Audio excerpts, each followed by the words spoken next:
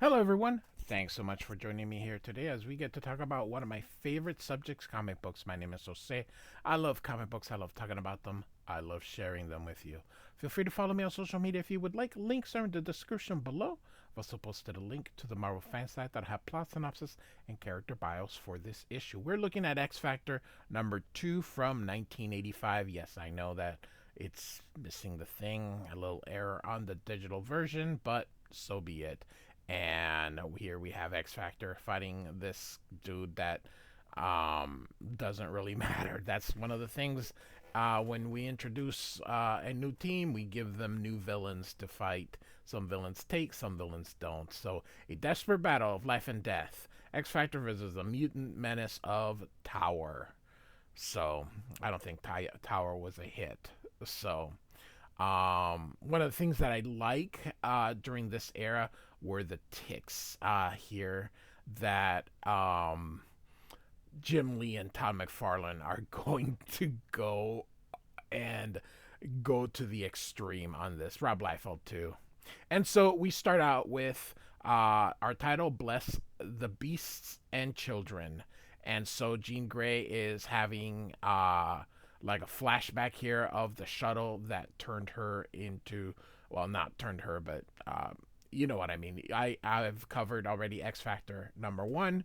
And so here's our credits. Bob Layton is the writer. Jackson Guice is the penciler with the plots. And Joseph Rubinstein is the um, inker here. So, all right. And so, again, we're not going to cover too much of this. We've already covered it in X Factor number 1. Jean Grey wasn't the Phoenix. The Phoenix was a person that took Jean Grey's emotions, and Jean Grey was left in a cocoon. So she wakes up and she's like, from the nightmare. Another quick thing is she no longer has telepathy. She only has her telekinesis, but her telekinesis are very powerful. And so she's going to reflect on how things have changed since her return from her resurrection. How she doesn't have her telepathic powers. How Professor X is now gone. And so her return, seeing Angel and Cyclops in there. Um, you can see Cyclops is distant. You know, Magneto, I say Magneto, not Magneto, is now leading the X-Men. Xavier is gone. Scott's distance. And then her first adventure getting Rusty, and now how they are X Factor. And she says, you know, why does she feel so alone? Why does it seem there's no place for a Marvel girl in this brave new world? And so we have a snowy day here, and we see Angel and a Cyclops here. So if you remember from last issue, I said Cyclops is a jerk, and he really is.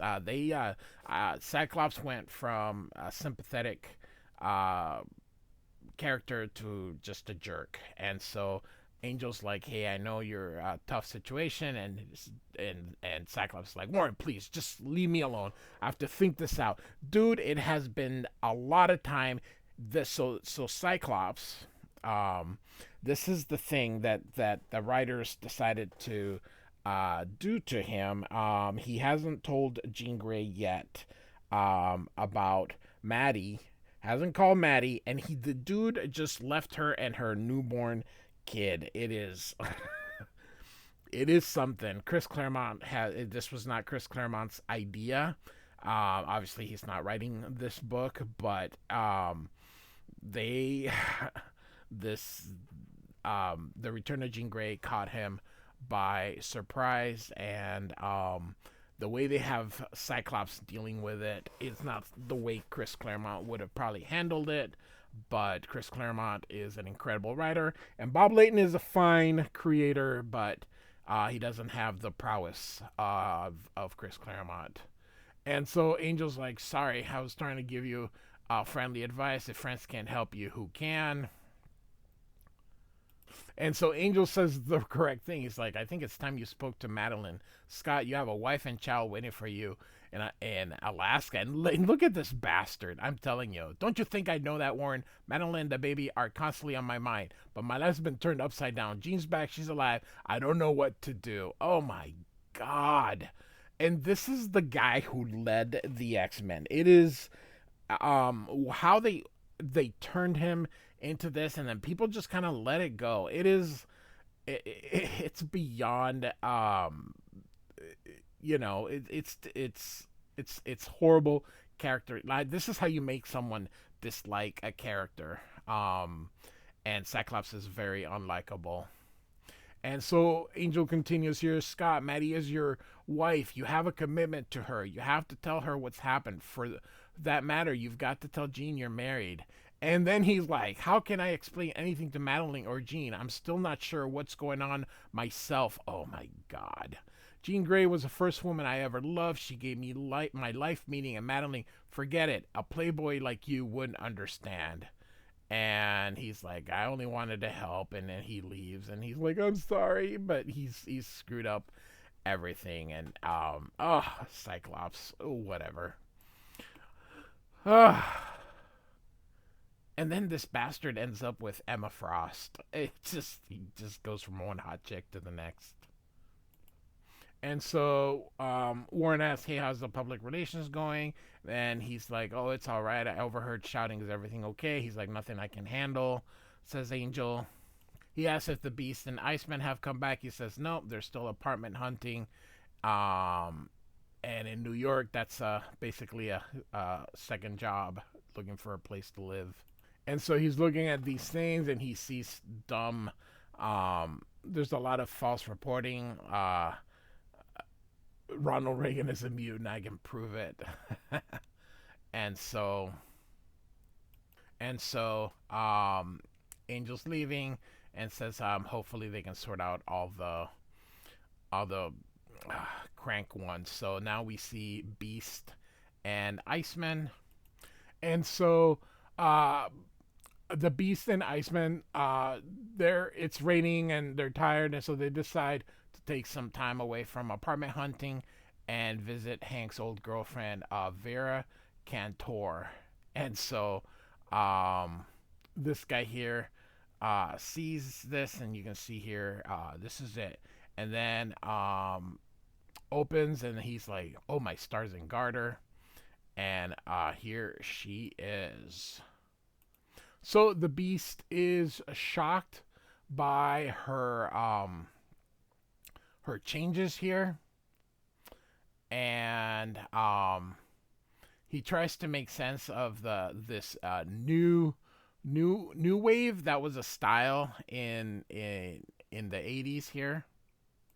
And she tells him that she decided to change her life around and live more in the wild side. And she's attending popular culture at Columbia.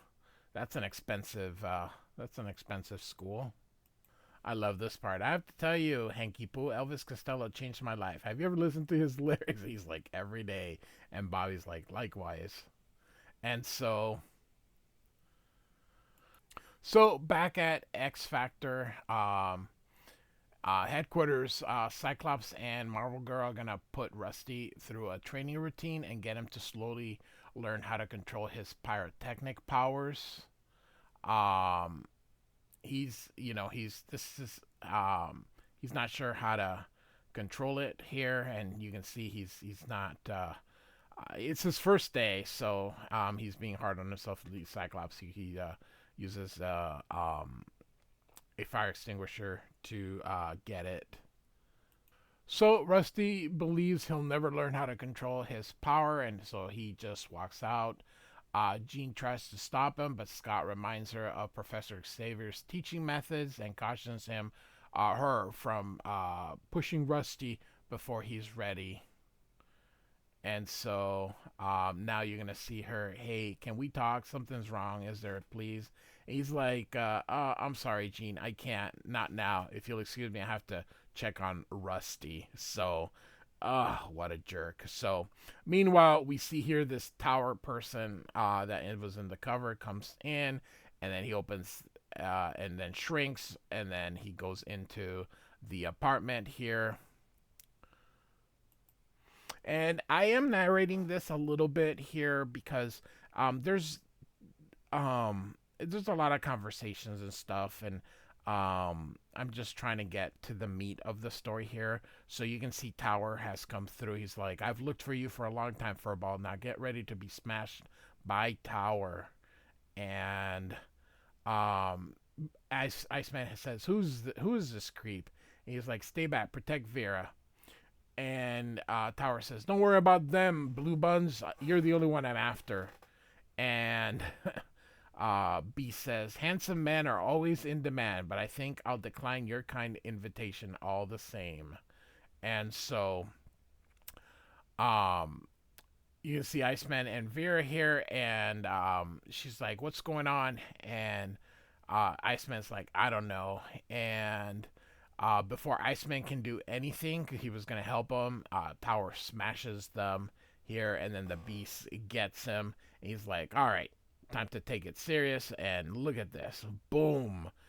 And after he hits him, here comes Hank. He's going to give him a kick. Hank is very acrobatic, and so he's able to kick him, but then he gets kicked, and he's gonna take him alive, but he says never in one piece. And so in it says here 60 seconds after the skirmish began, it abruptly ends.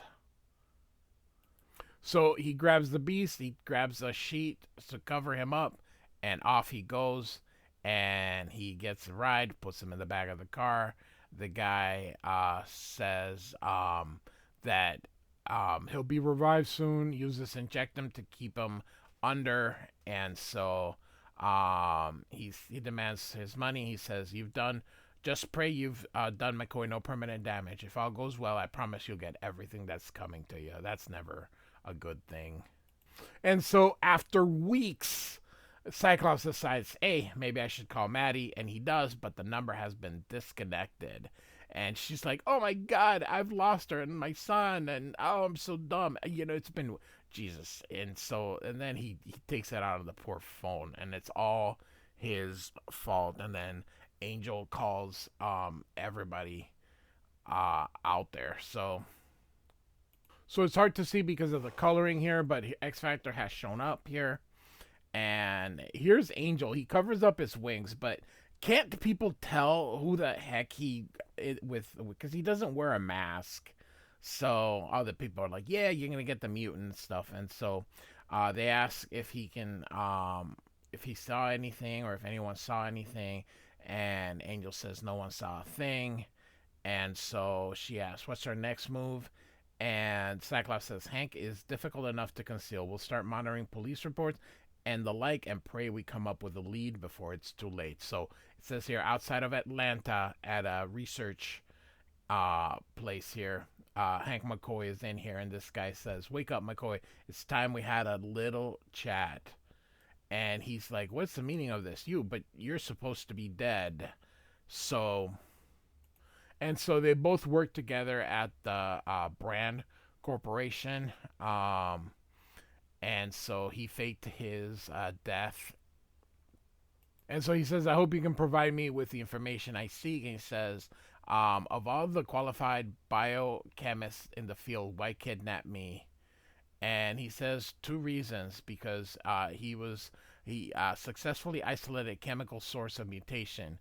Your present physical state is a result of that experiment. The other reason will be revealed to you in time. This is an Amazing Adventures 11 here. And so B says he's not going to cooperate and that he has associates that'll take him out of here. And Maddox laughs. He says, I don't think so, Dr. McCoy. The lab is located 100 feet below the ground, and I'm about to eliminate the last clue to your whereabouts. And then he goes laughing here. And so he ends up calling X Factor to get rid of his friends. And so Just how freaking convenient. So these were the days before caller ID. So um, we got Angel here saying it all sounds too convenient to me. I mean, an anonymous phone call. It's not much. It's not much to gamble Hank's life with it. And so, come on, Warren. The caller's description matched Bobby's exactly. It's obviously Tower. And um, Bobby says, "There's another possibility, guys. It's a trap." And he says, "Yep, he probably has already discovered X Factor's the original X-Men here. I really love Angel's costume here.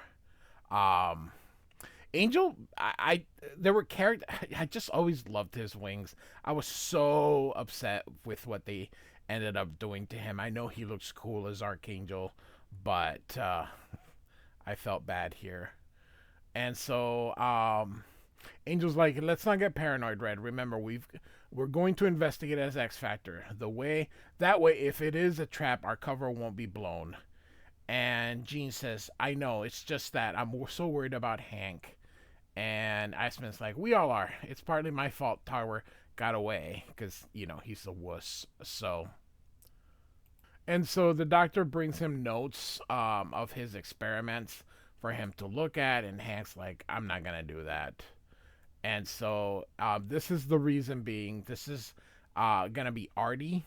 Arthur is, but it's going to be, he's going to try to find a cure, basically, for the mutant gene. That's what this is all about here. And so the dude called X Factor on Tower, and so that's how he was gonna get rid. And the dude's still in his uniform. I love comic books, so they're out there looking for him. So Cyclops, let's go take him. And so it looks like a Beast ends up looking at his experiments anyway. And so B says, Carl always was a pathetic mathematician. Both these equations are out of sequence, and this integer belongs in the column in the right. So he's coming up with an experiment, and apparently he doesn't do very good math. And now he thinks it works, but he needs a test subject, which of course is what Beast is here. And soon, X Factor goes and attacks Tower. Um, and so he's of course not going to go down easy. You can see he creates a big stomp here. And so back now at the lab here. And so he thanks him for his service, and he's like, what service? And of course he shoots him with a tranquilizer. And we continue our fight here between X Factor and Tower.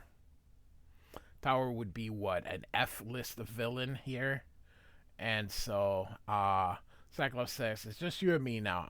I'm through waltzing around, Tower. You've hurt my friend. Now, you tell me what you did with the beast, or I'll take your head off." And he's like, "Blow it out your visor," and he's like, "Fine," and hits him here and knocks him out here.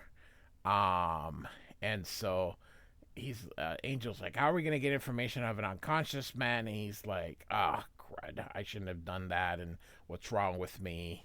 And so here we are. Beast is in the operating table, and he's going to go through this experiment here, and you can see he's giving him like a radiation, kind of performing the test here. And so we get to the last page here, and Tower is coming to, and so he goes back down to size here, and he realizes he's been double crossed here. And so if you want Blue Boy, you're gonna have to make a deal. And then Beast ends up having a heart attack, and of course he's like, you can't die now, me McCoy, you can't die, my son. Live, blast you, live. And we just said get a continued next issue. X Factor will get better. Louise Simonson will take over as writer. Eventually, Walter Simonson will take in as penciler. So, anywho, X Factor number 2 by Bob Layton and Jackson Guice. Um, I do have a playlist. I have an X Factor playlist, and I have an X-Men Universe, an X Universe playlist. So you will find it in both in there. In the X Universe playlist, you will find all things Uncanny X-Men and X Factor and Wolverine and the whole shebang. X Factor will be in there too. Um, Thanks for listening. Goodbye.